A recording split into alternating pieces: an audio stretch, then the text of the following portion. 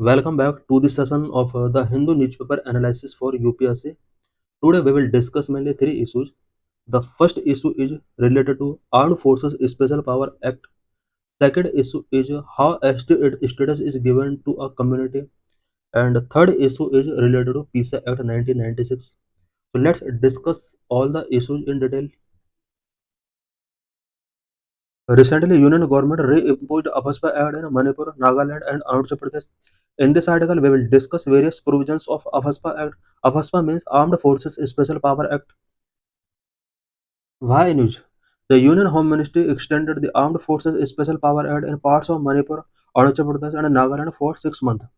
Union home ministry ने AFSPA act Manipur Arunachal Pradesh और Nagaland state में 6 मंथ के लिए एक्सटेंड कर दिया है.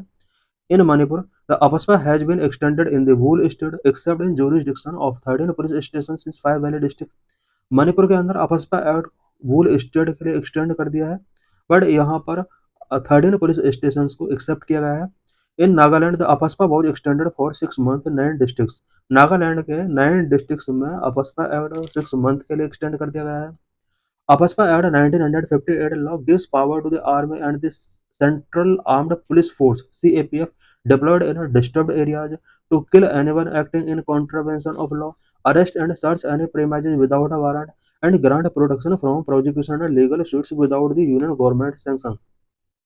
APASPA Act 1958 law army and CAPF के जितने भी पर्सनल हैं डिस्टर्ब्ड एरियाज के अंदर उन्हें अनब्रिडल्ड पावर गिवन करता है. कोई भी पर्सन डिस्टर्ब्ड एरियाज में अगर लॉ का कॉन्ट्रवेंशन करता है, आर्मी एंड CAPF पर्सनल को उसे किल करने का यहाँ पर राइट मिल जाता है. विदाउट वारंट प्रीमाइजेज को सर्च करना या प्रॉपर्टी को जब्त कर लेने का इन्हें राइट मिल जाता है. And CAPF and army personnel को अपने द्वारा किए गए एक्ट के अगेंस्ट कोई लीगल सूट्स या प्रोसिक्यूशन के रिस्पेक्ट में प्रोटेक्शन मिला होता है. What is AFSPA? Background. On 15th August 1942, British government has promulgated the Armed Forces Special Power Ordinance (APSPO) to suppress the Quit India movement. 15 अगस्त 1942 में British government quit India movement को suppress करने के लिए armed forces special power ordinance promulgate करती है. It was the foundation for the ordinances such as Assam disturbed areas act of 1955, armed forces special power act 1958.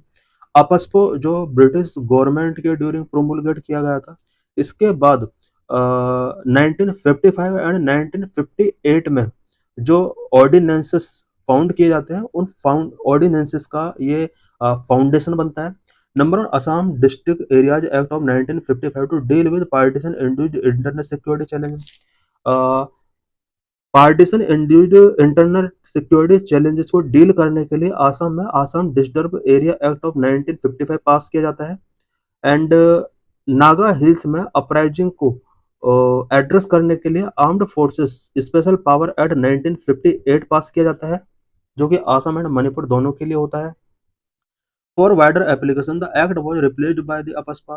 In 1990, a similar act specific to Jammu and Kashmir was enacted. Wider application के लिए AFSPA act के अंदर कुछ changes करके इसको AFSPA act के साथ replace कर दिया जाता है. 1990 में जम्मू एंड कश्मीर स्टेट के लिए भी सिमिलर टाइप का एक्ट इनेक्ट किया जाता है. About AFSPA, armed forces special power act was passed in 1958. 1958 में इसको पास किया जाता है. The act came into force due to increased violence in the northeastern state areas in which state government found difficult to control. North eastern state areas के अंदर violence increase हो रहे थे और ये वायलेंस इतने मैसिव थे कि स्टेट गवर्नमेंट इनको कंट्रोल नहीं कर पा रही थी. इस वजह से अपस्पा जैसे एक्ट को इंट्रोड्यूस करना पड़ा. The AFSPA give unbridled power to the armed forces and the CAPF deployed in disturbed areas to kill anyone acting in contravention of law, arrest and search any premises without a warrant, and ensure protection from prosecution and legal suits without the central government sanction. AFSPA जो act है ये armed forces and CAPF deployed personnels को unbridled power देता है. Law का contravention करने वाले किसी भी पर्सन को किलिंग करने की पावर गिवन करता है। Without warrant search and arrest करने की पावर देता है।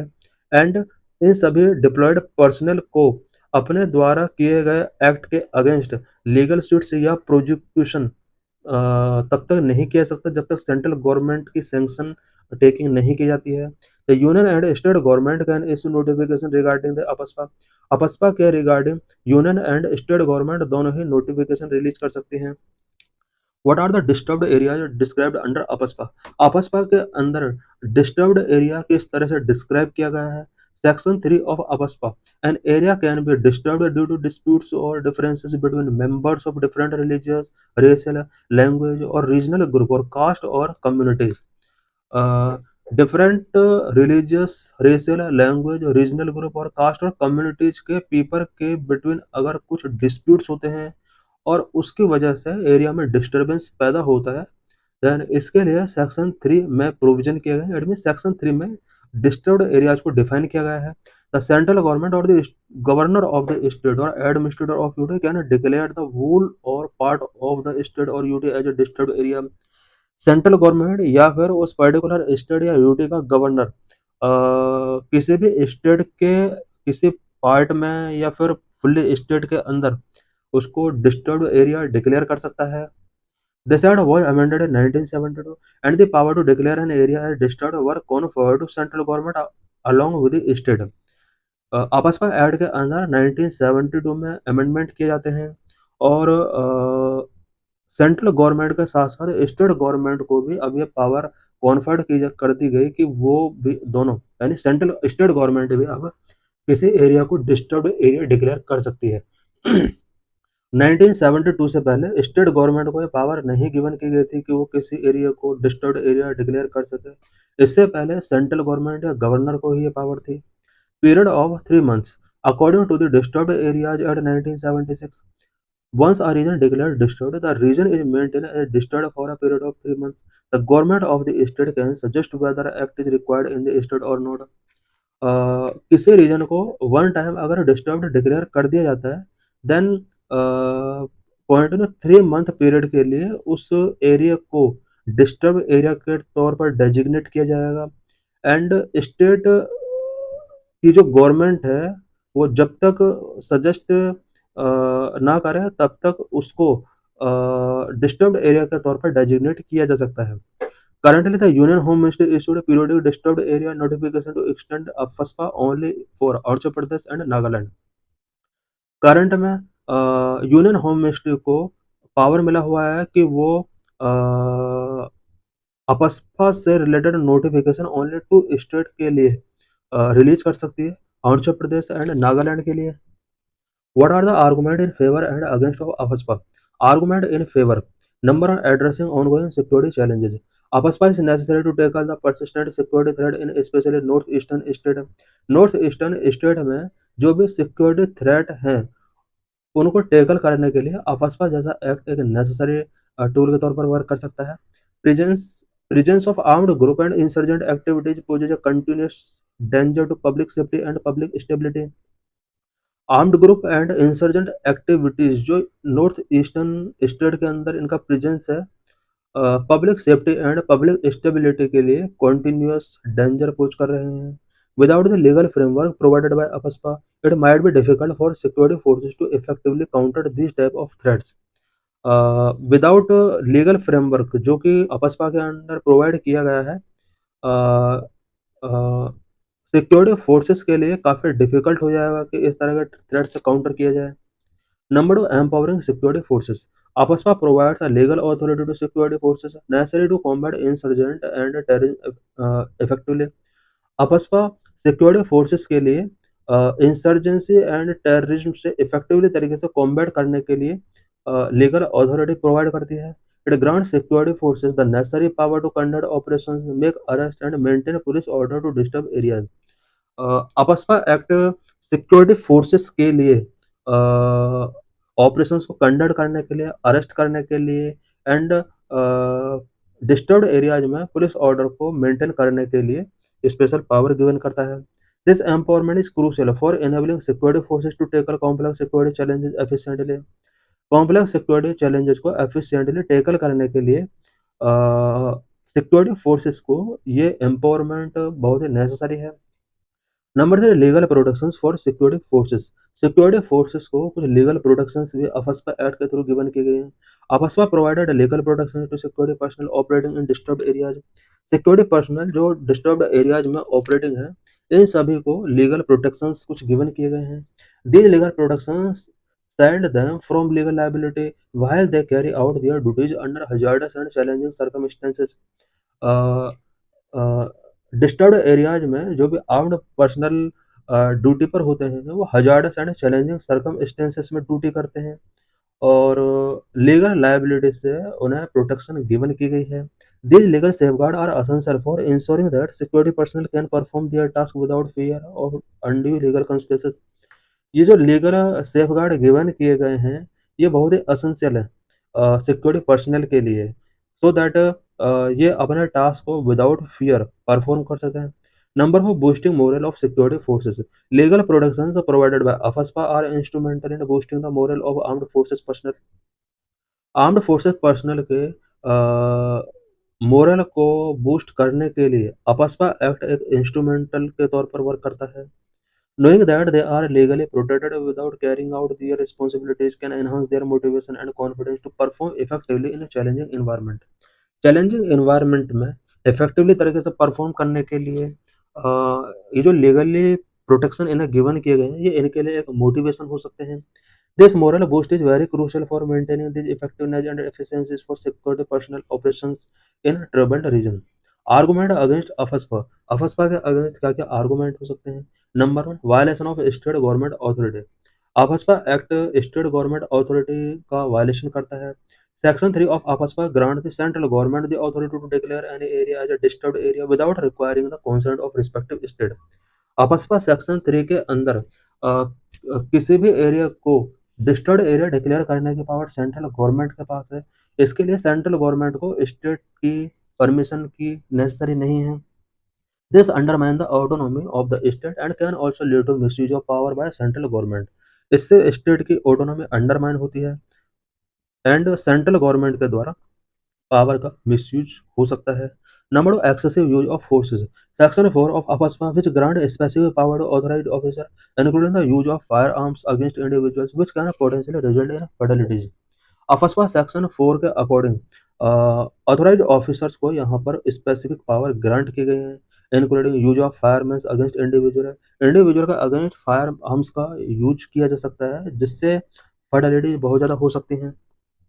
Section 4 raise concern about the excessive and the disproportionate use of force by security forces.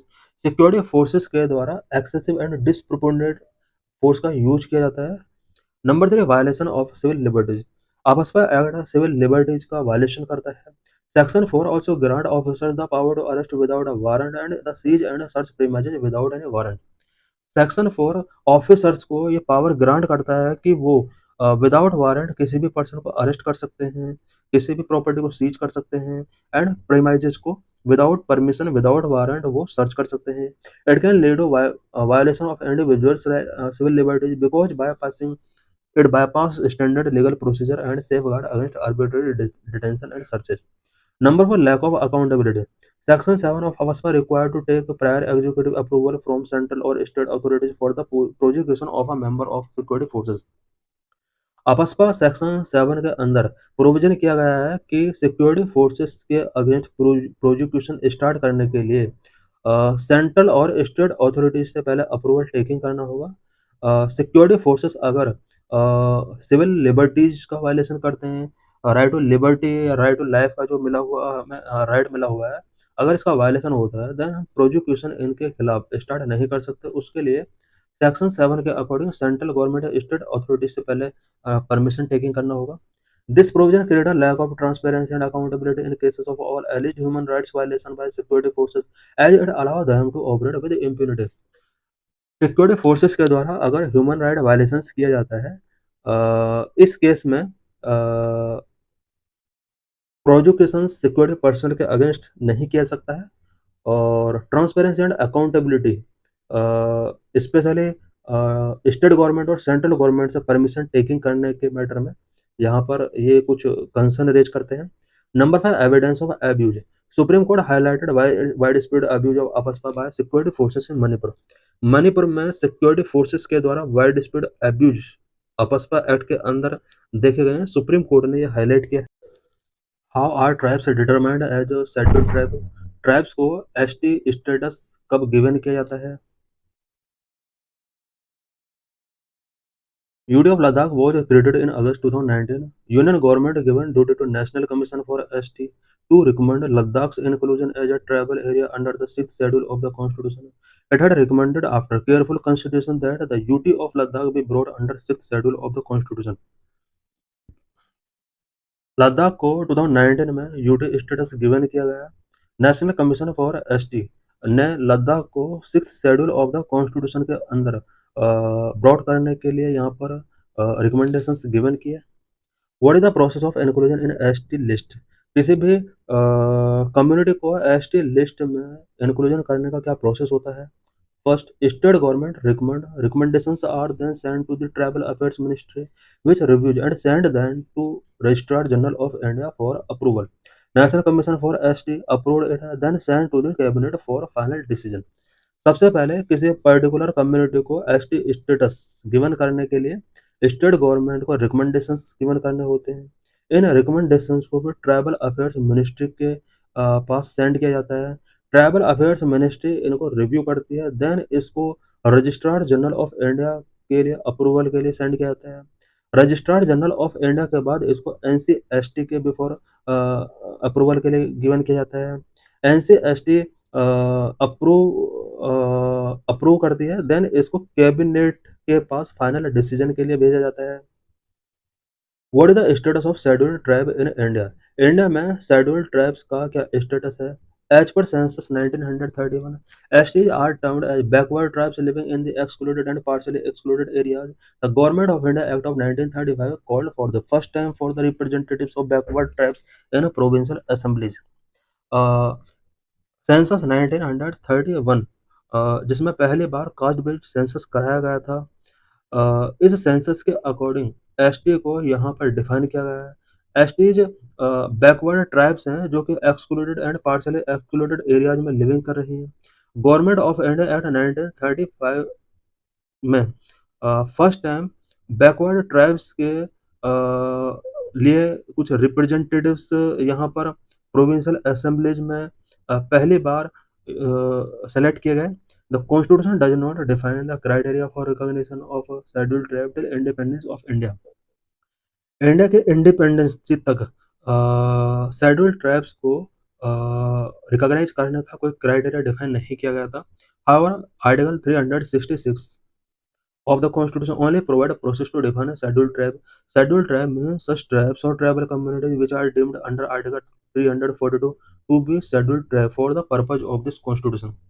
Constitution के आर्टिकल 366 के अंदर शेड्यूल्ड ट्राइब्स को डिफाइन करने के लिए प्रोसेस गिवन किया गया है। इसमें लिखा हुआ है कि आर्टिकल 342 के अंदर जो भी एसटी डीम्ड किए गए हैं उन सभी ट्राइबल कम्युनिटीज को एसटी स्टेटस गिवन किया जाएगा। 342(1) The president after consultation with the governor specify the tribes or tribal community as ST। 342 article के अंदर प्रोविजन किया गया है कि प्रेसिडेंट गवर्नर की कंसल्टेशन के बेस पर किसी भी कम्युनिटी को एसटी स्टेटस गिवन कर सकता है।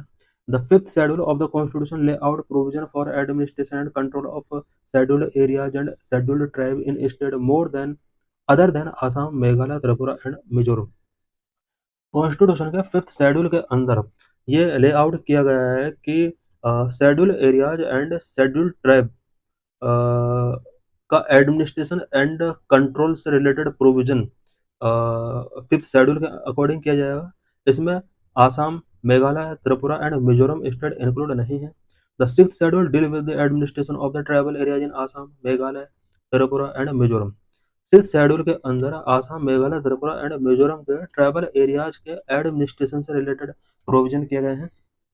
What is sixth schedule of constitution. Constitution का सिक्स्थ शेड्यूल क्या है? Special provision for four northeastern states of Assam, Meghalaya, Tripura, and Mizoram. The sixth schedule contains special provision for the administration of tribal areas in four northeastern states of Assam, Meghalaya, Tripura, and Mizoram. Six schedule के अंदर north east के specially four state के लिए Assam, Meghalaya, Tripura and Mizoram के tribal areas के administration से related provision किए गए हैं. Provide for autonomous district council. The sixth schedule under Article 244 provide for the formation of autonomous district councils that have some legislative, judicial, and administrative autonomy within a state. Sixth schedule uh, under Article 244 autonomous district council का provision करता है जिसके according किसी भी state के अंदर autonomous district council को यहाँ पर legislative, judicial and administrative power given की जाती है. What are autonomous district and district councils? Autonomous districts. All tribal areas of sixth schedule for states have been constituted as autonomous districts. The governor is empowered to organize the autonomous district. Six schedule के under जो four state है, इन state के अंदर जितने भी tribal areas हैं, in tribal areas के अंदर जितने भी डिस्ट्रिक्ट हैं उन्हें ऑटोनोमस डिस्ट्रिक्ट डेजिग्नेट किया गया है और गवर्नर को एम्पावर किया गया है कि वो ऑटोनोमस डिस्ट्रिक्ट को ऑर्गेनाइज करें. The Act of Parliament or the state legislature do not apply to autonomous district or apply with specified modification and exceptions. Autonomous district के ऊपर पार्लियामेंट या स्टेट लेजिस्लेचर के एक्ट अप्लाई नहीं होते हैं. अगर अप्लाई करना है तो कुछ मॉडिफिकेशन के साथ इन्हें अप्लाई करना होगा. District councils. Each autonomous district has a district council consisting of 30 members, of whom 4 are nominated by the governor and remaining 26 are elected on the basis of adult franchise. Autonomous district council, autonomous district के अंदर autonomous district council होती है जिसके अंदर 30 members होते हैं. 30 members में से 4 मेंबर्स नॉमिनेटेड होते हैं गवर्नर के द्वारा एंड 26 मेंबर्स का अडल्ट फ्रेंचाइज के बेस पर इलेक्शन किया जाता है. The elected members hold office for a term of 5 years and nominated members hold office during the pleasure of governor. Elected members का जो टेन्योर होता है 5 years के लिए होता है एंड नॉमिनेटेड मेंबर्स तब तक ऑफिस होल्ड कर सकते हैं जब तक गवर्नर का प्लेजर कंटिन्यू रहता है.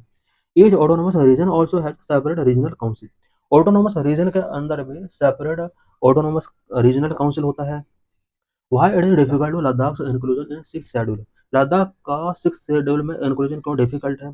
Six schedule is only for the north east because constitution is very clear. The sixth schedule is for northeast, so Ladakh's inclusion is in it would be difficult. Six schedule जो constitution के अंदर provision किया गया वो north east के only 4 state के लिए provision किया गया है. यही वजह है कि इसको लद्दाख को सिक्स शेड्यूल के अंदर ऐड करना वेरी डिफिकल्ट हो सकता है. In our constitution no region outside the north east has been included in this six schedule. Arunachal Pradesh and Nagaland which are totally tribal are also not in this six schedule. हमारे constitution में 4 state को छोड़कर north east state का कोई भी reason six schedule के अंदर include नहीं किया गया. इवन अरुणाचल प्रदेश एंड नागालैंड जो कि टोटली ट्राइबल स्टेट हैं सिक्स शेड्यूल के अंदर ऐड नहीं किए गए हैं. Even in Manipur which was predominantly tribal population in some places the autonomous councils are not included in the six schedule. Manipur के अंदर भी ट्राइबल पॉपुलेशन जिन प्लेसेस पर है उन प्लेसेस की ऑटोनोमस काउंसिल को भी सिक्स शेड्यूल के अंदर ऐड नहीं किया गया है. Fifth schedule for tribal areas in the rest of the country there is fifth schedule.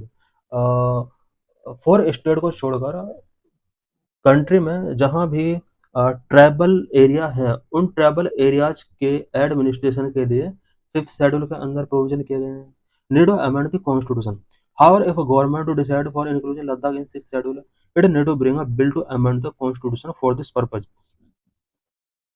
Government अगर लद्दाख को सिक्स शेड्यूल के अंदर इंक्लूड करने का डिसीजन टेकिंग करती है देन कॉन्स्टिट्यूशन को अमेंड करना होगा. कॉन्स्टिट्यूशन के अमेंड के बाद ही सिक्स शेड्यूल में लद्दाख को ऐड किया जा सकता है. Legal provisions to protect STs को प्रोटेक्ट करने के लिए लीगल प्रोविजंस क्या क्या है कॉन्स्टिट्यूशन में. Number of protection of civil rights act 1955 against untouchability. Untouchability के अगेंस्ट भी एक राइट बना हुआ है एक्ट है. Number of schedule caste and schedule tribe act 1989 SC ST act के नाम से भी इसको जाना जाता है. Number 3 provisions of panchayat extension to the schedule caste act 1996 PESA act के नाम से भी इसको जाना जाता है. इससे रिलेटेड नेक्स्ट आर्टिकल हम डिस्कस करेंगे. Scheduled Tribes and Other Traditional Forest Dwellers Act 2006. What are various initiatives related to ST community?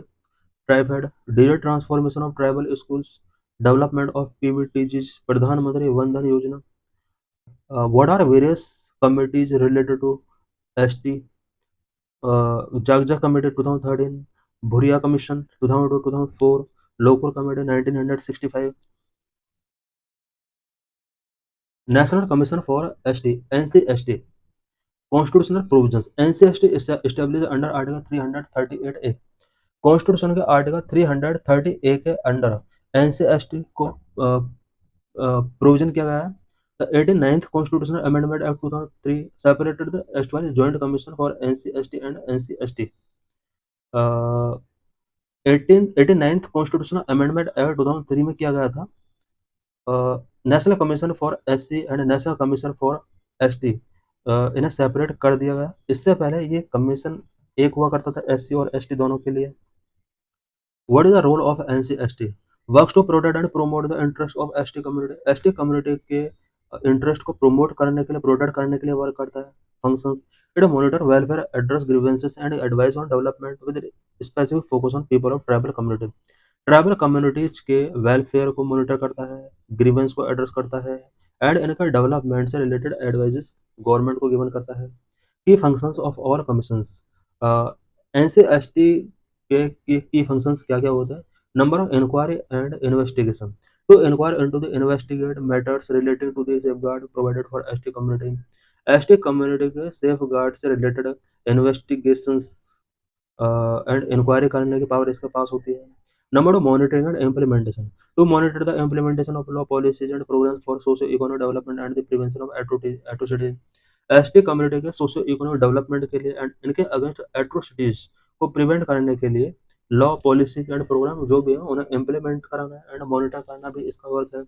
Number 3 reporting. To report the governor और president on the functioning of this safeguard. ये जितने भी safeguard हैं, इन safeguard के regarding governor या president को report करना भी NCST का वर्क होता है. Number four policy advice. To advise the government on issues related to welfare and development of STs. STs के वेलफेयर एंड डेवलपमेंट से रिलेटेड इश्यूज पर गवर्नमेंट को एडवाइस गिवन करना भी इसका एक मेन वर्क होता है. This is PYQ related to this article.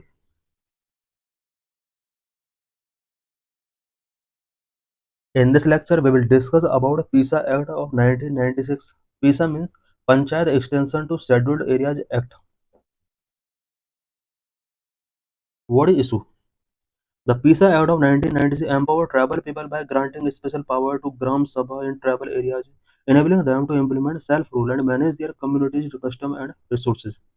PISA Act 1996 ने ट्राइबल एरियाज की ग्राम सभा को स्पेशल पावर्स ग्रांट करके एम्पावर किया है. इसके थ्रू ट्राइबल एरियाज की कम्युनिटी के लोग सेल्फ रूल इम्प्लीमेंट कर सकते हैं एंड ये अपने कम्युनिटीज कस्टम एंड रिसोर्सेज को अपने अकॉर्डिंग मैनेज कर सकते हैं. PISA Act established decentralized governance, giving Gram Sabha authority over planning, project approval, identifying beneficiaries, and controlling natural resources like minor forest produce and water. PISA Act ने governance में decentralise establish किया है and ग्राम सभा को planning करने के लिए authority यहाँ पर गिवन किया है. साथ ही ट्राइबल पीपल को नेचुरल रिसोर्स को कंट्रोल करने के लिए such minor forest produce and water से रिलेटेड इश्यूज को अपने अकॉर्डिंग डील करने के लिए यहाँ पर एम्पावर किया गया है.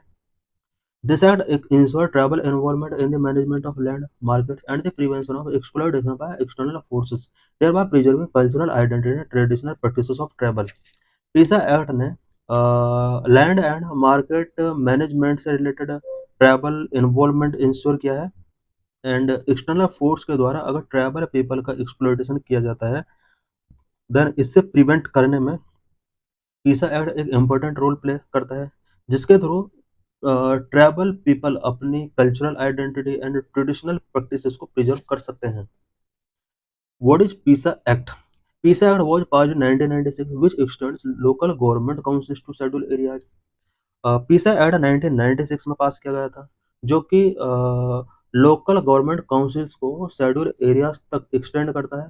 Under the fifth schedule of the Constitution, regions with tribal population are categorized as scheduled areas that categorize the customary rights of the scheduled tribes. Fifth schedule of the constitution के अंदर tribal population वाले जितने भी reason हैं उन सभी reason को schedule areas की कैटेगरी में रखा गया है एंड शेड्यूल एरियाज में यानी ट्राइबल पॉपुलेशन ट्राइबल रीजन्स में जो भी शेड्यूल ट्राइब के कस्टमरी राइट हैं उन्हें रिकॉग्नाइज किया गया है 73rd amendment pass in 1992 formalized local self-government through the third tier Panchayati Raj institutions in the non-scheduled areas. It did so without mandated representation for STs. 73rd amendment 1992 में पास किया जाता है। इसके अंडर लोकल सेल्फ गवर्नमेंट को institutionalise किया जाता है पंचायत राज institution के थ्रू। स्पेशली यहाँ पर 3 टायर पंचायत राज सिस्टम इंट्रोड्यूस किया जाता है। इसमें शेड्यूल्ड एरियाज को इंक्लूड नहीं किया जाता है। इट मीन्स यहाँ पर without ST representation 3 level self government introduce की जाती है। PISA introduced an electoral quota for all chairperson positions as well as list half the seats on each local government councils to be reserved for ST individuals. PISA act ने electoral quota introduce किया all chairperson positions के लिए and each local government seats का half at least half seats local government में tribal community की होंगी। How PESA act empowered tribal communities. PESA act ने tribal communities को किस तरह से एम्पावर किया है। Number 1 self governance through gram sabha. PESA act recognise the gram sabha as the most important decision making body in scheduled areas giving it power to protect and preserve tribal traditions culture and community resources. PESA act ने scheduled areas में ग्राम सभा को important decision making body के तौर पर designate किया है and ग्राम सभा को tribal traditions culture and community resource को प्रिजर्व करने के लिए प्रोटेक्ट करने के लिए पावर गिवन करता है। Number 2 control over natural resources. Natural resources पर ट्राइबल पीपल को कंट्रोल गिवन किया गया है। Tribal communities gain control over minor forest produce minor minerals and local sources through their gram sabha ensuring these are used for community benefits and preventing exploitation. Tribal communities को minor forest produce minor minerals and local resources पर control PESA के through मिला है और इसके through ensure किया गया है कि इन सभी रिसोर्सेज का कम्युनिटी बेनिफिट के लिए एंड एक्सप्लॉयटेशन को प्रिवेंट करने के लिए यूज किया जाए। Number 3 decentralise planning and implementation. Under this act, Gram Sabha have the power to approve village level plans, identify beneficiaries for poverty alleviation, and monitor the utilization of funds by the Gram Village Panchayat. पीसा add के अंदर ग्राम सभा को village level plan making करने की power दी गई है। साथ ही poverty alleviation को के लिए बेनिफिशरीज को आइडेंटिफाई करने के लिए यहाँ पर इसको पावर दी गई है एंड विलेज पंचायत के द्वारा फंड्स के यूटिलाइजेशन को मॉनिटर करने की पावर भी ग्राम सभा को दी जाती है। Number 4 adherence to customary law. Customary law को एडहेरेंस करने की भी पावर गिवन की गई है। पीसा empower the gram sabha to resolve dispute through the customary mode of dispute resolution respecting traditional mechanism and blending them with formal governance. PESA act gram sabha को empower करता है कि ग्राम सभा अपने customary mode of dispute resolution के अकॉर्डिंग डिस्प्यूट्स को resolve कर सकते हैं। साथ ही ट्रेडिशनल मैकेनिज्म जो भी हैं इनके उनको रिस्पेक्ट करते हुए फॉर्मल गवर्नेंस के साथ उसको ब्लेंड करने का यहाँ पर रिक्वेस्ट किया गया है। नंबर है production against exploitation. The PISA Act provide a legal framework for tribal communities to manage their land, control money lending, and regulate village market, safeguarding them for alienation and exploitation. पीसा act tribal communities को अपने land को manage करने के लिए framework legal framework provide करता है and money landing को कंट्रोल करने के लिए भी लीगल फ्रेमवर्क ये प्रोवाइड करता है। साथ ही विलेज मार्केट को रेगुलेट करने के लिए इसके अंदर प्रोविजन किए गए हैं। Number 6 mandatory consultation. Tribal community must be consulted on decisions regarding land acquisition and other matters affecting the rights and resources, ensuring their active involvement in development process. पीसा एक्ट ने ये प्रोविजन किया गया है इस एक्ट के अंदर कि लैंड एक्विजिशन से रिलेटेड कोई भी डिसीजन अगर टेकिंग करना है तो पहले ट्राइबल कम्युनिटीज के साथ कंसल्टेशन करना होगा एंड इनके एरियाज से रिलेटेड किसी भी मैटर पर अगर कोई भी हमें डिसीजन टेक करना है गवर्नमेंट के द्वारा, स्टेट गवर्नमेंट, सेंट्रल गवर्नमेंट के द्वारा या गवर्नमेंट की किसी अदर अथॉरिटी अगर इनके एरिया से रिलेटेड कोई भी मैटर पर अगर डिस्कशंस करती है और ऐसे डिस्कशंस या ऐसे एक्शन जो इनके राइट को एंड इनके रिसोर्स को एफर्ट करते हैं, देन उससे पहले ट्राइबल कम्युनिटी के पीपल से कंसल्टेशन नेसेसरी है। Number 7, increase representation. The ad promote greater participation by ensuring representation of women and scheduled tribe in panchayat, fostering inclusivity in the local governance. PISA Act women and STs का representation and इनके participation को greater करता है so that local governance में inclusivity को foster किया जा सके। How the PESA has boosted forest conservation in India. PESA act ने फॉरेस्ट कंजर्वेशन को कैसे बूस्ट किया है इंडिया में। Increase in tree canopy by 3% per year, boosting formal representation for ST lead to an average increase in tree canopy by 3% per year as well as ST community को formal representation जिस तरह से local governance में given किया गया है, इससे per year 3% canopy increase हो रहा है। Reduction in the rate of deforestation, deforestation का रेट भी रिडक्शन हो रहा है। The study also show that the rise in the tree canopy and fall in deforestation only begin to happen after the introduction of PESA elections that mandate quota for ST. PESA elections जिसमें ST के लिए Kota provision किया गया है। ST people को पीसा add के through जिस तरह से फॉर्मल रिप्रेजेंटेशन इन्हें गिवन किया गया है, इससे एक स्टडी के अकॉर्डिंग ये शो हुआ है कि ट्री कैनोपी इंक्रीज हुआ है, डिफॉरेस्टेशन फॉल हुआ है। ST are able to better pursue their economic interest under PESA act. ST are able to better pursue their economic interest which in turn lead to better forest conservation, a mechanism we call forest stewardship. PESA act के according ST को जैसे ही formal representation मिला, इसकी वजह से इनका economic interest काफ़ी better हुए हैं और इसकी वजह से बेटर तरीके से फॉरेस्ट कंजर्वेशन भी कर पाए हैं, जिसे फॉरेस्ट स्टीवर्डशिप मैकेनिज्म कहा जाता है। Register mining and other large scale commercial operations. ST community के लोगों ने mining and large scale commercial operations को रजिस्टर किया है। Encourage to ST representation enable ST communities to register mining and other large scale commercial operation। S T representation increase होने के बाद इन्हें पावर मिल चुकी है कि वो माइनिंग को रजिस्टर कर सकते हैं and other large scale commercial operations को भी रजिस्टर कर सकते हैं।